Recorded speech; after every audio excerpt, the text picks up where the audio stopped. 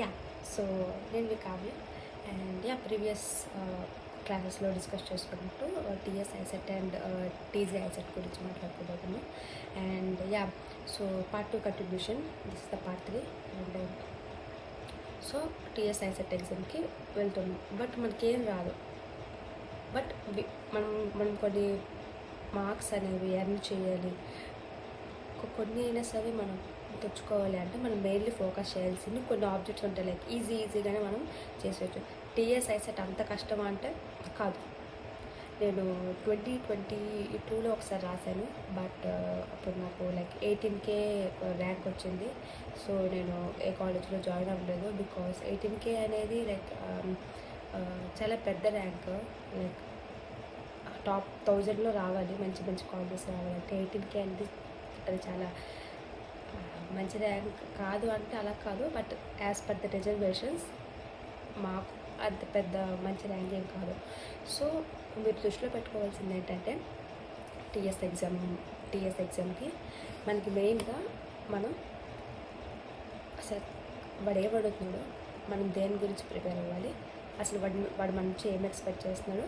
And మీకు first కొన్ని colleges అనేది ఆల్రెడీ సెలెక్ట్ చేసుకొని పెట్టుకోండి. మీరు ఏ కాలేజెస్, ఆ కాలేజెస్లో ఎంత వస్తే, ఐ మీన్ క్యాస్ట్ క్రైటీరియా ప్రకారం కేటగిరీ వైజ్ ఎన్ని మార్క్స్ వస్తే వాళ్ళు తీసేసుకుంటారు, కాలేజ్లోకి జాయిన్ చేసుకుంటారు అనే దానిపైన చూసుకోండి.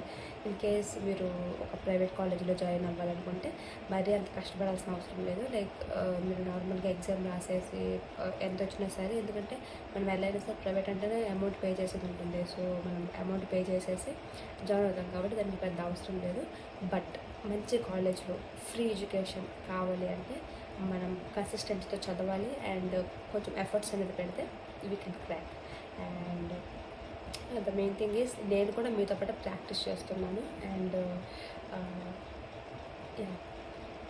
So today we are going to discuss about like easy part. So easy part ఏంటంటే మనకి coding and decoding is the easy part. నేను అనలైజ్ చేసిన దాని ప్రకారం కోడింగ్ అండ్ డికోడింగ్ అనేది చాలా ఈజీ. నేను అందులో బాగా చేస్తానని నాకు 100% కాన్ఫిడెంట్ ఉంది. సో కోడింగ్ అండ్ డికోడింగ్లో ఎలా అంటే ఫస్ట్ మనం ఏబిసిడీస్ని ఆల్ఫబెట్ వైజ్ నెంబర్స్ వేసుకోవాలి. ఎలా అంటే 1 to 26, మళ్ళీ 26 to 1, లైక్ ఇలా. మీకు మేబీ రివర్స్ కనిపిస్తుంది అనుకుంటా, బట్ చూస్తే మీకు కనిపించుద్ది.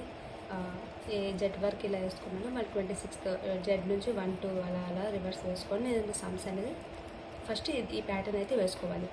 సో కోడింగ్ అండ్ డికోడింగ్ గురించి నేను ఫుల్ లెంత్ వీడియో ఒకటి పెడతాను, లైక్ ఎలా చేయాలి ఏంటి అనేది. సో అది చాలా బాగా హెల్ప్ఫుల్ అవుతుంది. అండ్ ఆ వీడియో చూడండి.